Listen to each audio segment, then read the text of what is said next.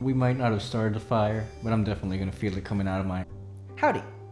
Now, if you're currently locked inside your house because the fumes from a nearby forest fire are giving you a headache, or torrential rain and wind are threatening to pull your windows and doors off your hinges, then you might have some experience with climate change. And I think I can use these hot wings to tell you the story of how the world continues to drag its feet on molten asphalt as the air burns around it. So, how is our climate changing? Well, we're currently on track to have global temperatures rise by 3 degrees centigrade throughout the century, or 5.4 degrees Fahrenheit for you imperial lovers out there. Optimistically, if current climate pledges are met throughout the world, we'd still only be able to limit global warming to an increase of 2 degrees Celsius. The things I do. This is how much I'm taking, okay? I'm not crazy. Maybe I'll just do this end right here. That's a lot. Well, okay. Yes, you're right.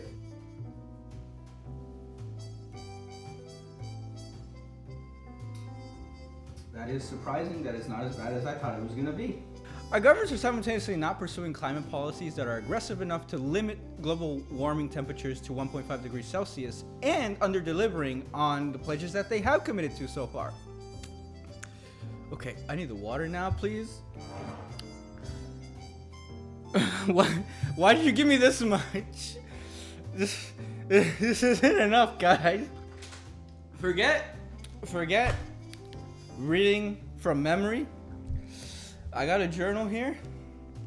I'm gonna be reading. Oh my god. So, we had exceeded pre-pandemic emissions in 2022 and released a record 57.4 gigatons of CO2 equivalent emissions into the atmosphere. Collectively, greenhouse emissions across the G20 have increased by 1.2% in 2022, and it accounts for 76% of global emissions. The milk, please. Well, I know we're doing a bit, but why is it in a spray bottle? Despite the fact that China contributes the most to current greenhouse gas emissions, between 1850 to 2021, the US alone contributed 17% of the warming experienced during that time frame. That's more than China during that same period, and we're only beat out if you combine the rest of the G20's emissions and the rest of the world's. That's right. You'll have nothing on the great U states of A. We'll take on all of y'all. We pick up chain smoking again to stay ahead of the polluting curve. Unfortunately, the consequences of global warming aren't as epic as the US. Contrary to what some may believe, climate change isn't strictly limited to our favorite forms of superheated weather changes, namely drought and hotter summers, though they are a part of it. Rainfall can actually be more severe as well, especially during the wet seasons. Growing seasons getting longer, our oceans becoming more acidic, rising sea levels, increasing intensity of cyclones, and snow coverage decreases are further examples of our climate changing. Well, a longer growing season sounds great on paper. Considering that it'll likely encroach on severe weather seasons means that a lot of the work that the farmers put into their crops will likely be undone by human aggravated Mother Nature. Are you intimidated by my carrot? Don't worry. You shouldn't be. And the certainty that we're causing this is not in doubt. Natural causes of climate change that affect global temperatures on short timescales haven't significantly affected global temperatures since the pre-industrial era. It is only when climate model simulations include human-caused greenhouse gases that they can recreate temperature observations. Despite what the science says will happen if we don't get our collective together, the prevalence of urgency within the global population is admittedly underwhelming. Those who are most likely to experience climate anxiety tend to lean younger. In fact, according to a study that surveyed folks that were between 16 to 25 years of age, 60% felt very or extremely worried about climate change, and 75% indicated that they thought the future was frightening. In contrast, among US adults, only about a third believe that climate change should be a top priority for the government. Collectively, 40% believe that there's either no solid evidence that the Earth is getting warmer, or that it's mostly due to natural causes. Is that depressing? Here, have a quick ad break of a kitten drinking some water. Yeah, look at him go. However, even Republicans who have undergone extreme weather conditions are more likely to say that climate change has something to do with it. Among Republicans who are 18 to 29 years old, 79% believe that human activity has at least some impact on climate, a huge gap between the different age groups within the party. That's despite the fact that only 12% of Republicans overall see climate change as a priority.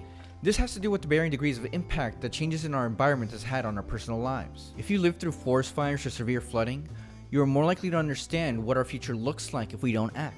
On the flip side, if all you ever experience is slightly hotter days where you can't really register the difference between 100 and 104 degrees, then you might not think that climate change needs our immediate attention. Let's take a look at how people verbalize their opinions on the subject. The Pew Research Center decided to interview a few individuals who didn't see the urgency in climate change to understand what fueled their skepticism. These arguments largely centered around 4 ideas, most of which actually pop up in a separate study interviewing Midwestern farmers and their views on climate change adaptation. The first was natural changes in the Earth's climate, with one person commenting, I believe it's cyclical, and the reason why I believe this is because there were record high temperatures more than 100 years ago that are higher than what we are having now, and this is going to come and go as time goes on. The second was limited trust in climate scientists and the coverage of the subject, as one person commented, I think that scientists, if they worked hard for their degree, it's good to listen to them. I do always wonder, with anybody, if they have an agenda, it's looking into maybe where their education is. What groups or environmental groups are they a part of? What is their main focus? The third was potential economic instability, with a farmer saying, These people buying the product in the city saying, well, I'm not sure I like you doing that. Well, I've got to make a living. What do you want me to do? The consumer says, I'm not willing to give you a dime more for it, but I don't want you doing that either. Finally, choice/independence was the last argument. I think the best way to protect the environment is just educating people on what steps we can take that aren't extreme, meaning don't ban gas combustion vehicles, don't ban gas stoves. Give people the information, let them decide what they want to do. But when you start to force things upon people, that's when people become skeptical as well. Unbeknownst to these people, however, they are actively experiencing the effects of climate change. It's just that, due to its nature, it's hard to register unless you're actively looking for it. I'm good now. That's it. Let's take the farmers for example. While changes of climate is something that they've come to naturally accept as part of their profession, they still acknowledge how the severity of certain weather events have picked up in recent times. Additionally, increasing winds have been causing soil loss, and pests have been showing up in greater numbers as warmer and wetter conditions provide them the optimum environments to proliferate in. Remember how I mentioned that climate change doesn't just look like drought and the air around you being warmer? You can see that the severity of precipitation also increases as global temperatures rise. The same goes for cyclones. Even if someone isn't necessarily a hardcore climate denialist, the pace at which climate change moves might still ingrain in them the idea that small incremental changes is enough to combat it, like increasing recycling. Additionally, certain people are turned off by the grandiose nature of the problem.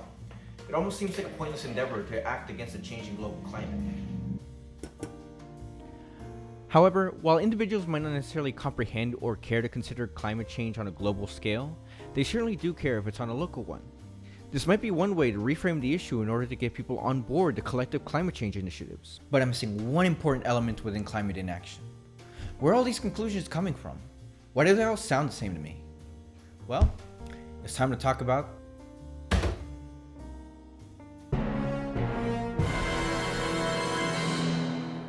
It's admittedly quite surreal to hear how climate skeptics' thinking falls in line with big oil talking points. Here's what I mean. Meet Dr. Naomi Oreskes and Dr. Jeffrey Supran. I'll let them explain the premise of the research paper. And has ExxonMobil in the past, through the way it's communicated about climate change, misled its customers, its shareholders, or the general public? Exxon argues that anyone who takes a deep dive at all the evidence will come to the conclusion that there's been no wrongdoing here. And so my postdoc, Jeff Supran, and I talked about it, and we thought, well, we could do that. We know how to read. Let's take a look at that report. What's that? We came out with an updated paper after ExxonMobil claimed that their results were invalid? That sounds odd. Okay, hold on, give me 1 second.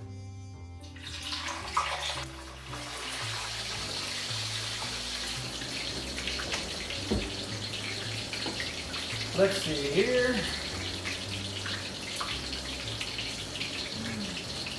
I get it. This is just a bunch of beta.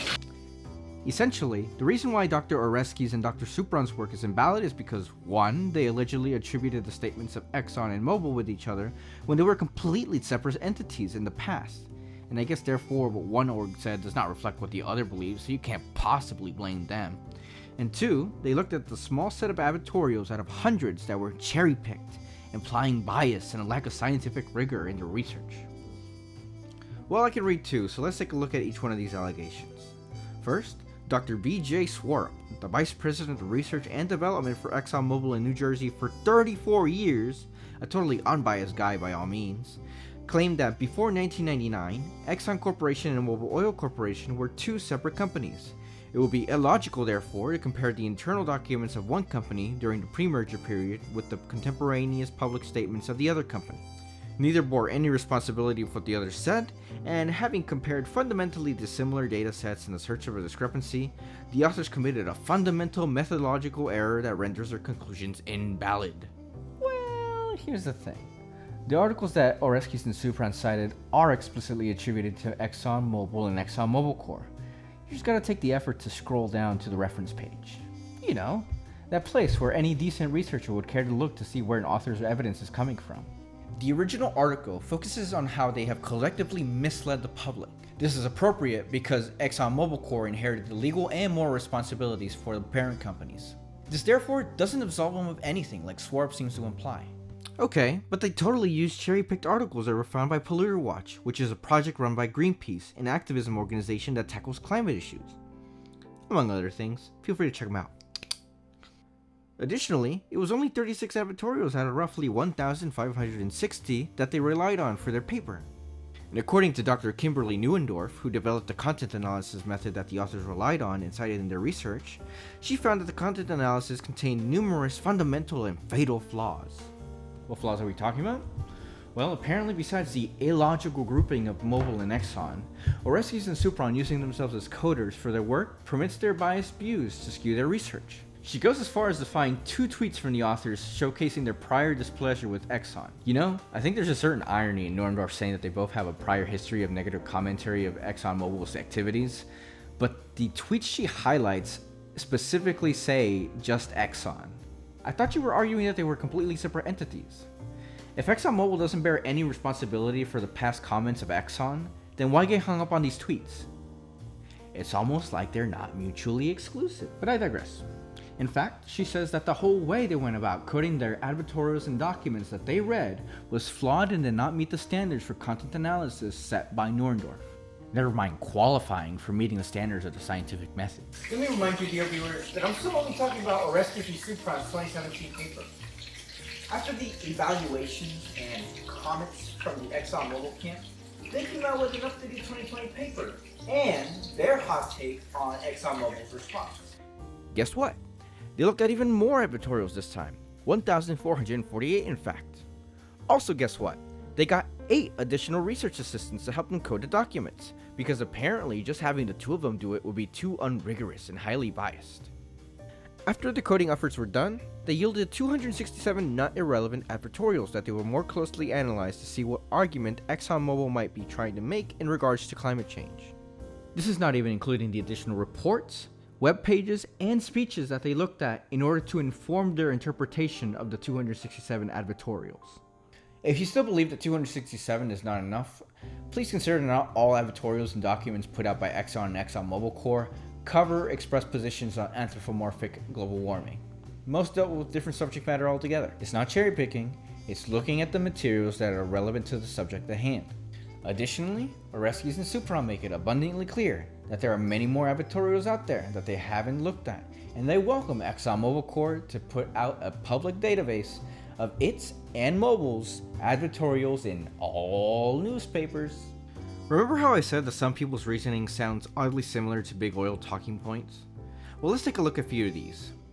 Lee Raymond, in a Charlie Rose interview, said the following. There is a natural variability that has nothing to do with man. The climate has changed every year for millions of years. It has to do with sunspots. It has to do with the wobble of the earth. Earth, over its history, has been much warmer than it is now and much colder. Man didn't have anything to do with it. Given that there is natural variability, now the question is part of what's happening related to something other than natural variability? And if so, how do you determine what that is? And the reality is the science isn't there to make that determination. But why do a bunch of scientists from the National Academy and some scientists from the United Nations even say, well, we think it is? Well, there are a lot of other scientists that don't agree with them. It's frustrating to think how these climate skeptics are just regular people, and how they're actively being manipulated and misled to believe these corporations that don't have their best interests at heart, both through the efforts of their lobbyists and through their own congressional representatives that prioritize their re-election over their constituents' well-being. The climate skeptic is not a fool. They're a victim. Did I seriously just rub hot sauce into my eye? That was not nice. Overall, Supernet Rescues found that when ExxonMobil had to meet the bare minimum academic standard to prove that their words had validity, they were more likely to acknowledge that climate change existed, just not acknowledge their role in it. When the guardrails of academic research were lifted, however, they unabashedly denied the connection between human activity and climate change, or questioned the validity of near unanimous climate research, and deflect any culpability that may go their way. This campaign of deflection, denial, and subversion of climate science took place when they were called Exxon, Mobil, and ExxonMobil. Just look at what they tried to do to this article. Also, ExxonMobil fanboy, care to explain this funny little detail in your paper for me? You see, if we scroll down and we look at this paragraph right here, we can see that at ExxonMobil's request, Dr. Kimberly Neuendorf looked at Oreskes and Supran's work. If we look at the citations that you provide, and we look at Dr. Kimberly Neuendorf's report, we'll find a funny little disclosure that says that Kimberly Neuendorf was retained by ExxonMobil Corporation and she was compensated for this review. Care to explain that for me? Oh, and what's that? Neuendorf's letter hasn't gone through the peer review process either? Sounds pretty biased to me. By the way, she didn't seem particularly proud of the work she did for y'all either, since I don't see her boasting about it on her academic profile. Also, developer of the content analysis method that the authors relied on and cited in their research? Did you even bother checking the citation list? They referenced the content analysis methods of Klaus Krippendorf, whose first edition of his content analysis book came out in 1980. Neuendorf came out with her first edition in 2001. Developer of the content analysis method, my arse. Ultimately, all Sorup did in this paper is what people with a money-making agenda do when they face the slightest bit of scrutiny. As Oreskes and Supran put it, discredit, rather than disprove, scientific findings that cannot in fact be disproved, because all available evidence supports them.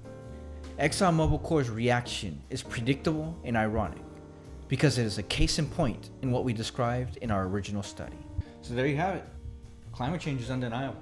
Now, for those of you out there who might hold some reservations in regards to the doom and gloom that surrounds climate change, I understand.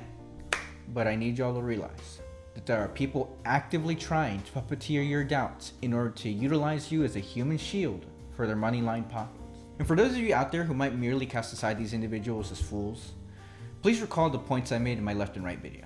Link in the description. Abandonment and belittlement leads to resentment. Resentment leads to a willingness to believe anything that might act as a contrarian point of view towards the other side, regardless of how seemingly ridiculous it may seem. Climate victims are not strictly limited to those who experience the extremes of climate change. It also involves those who have been misinformed and misled.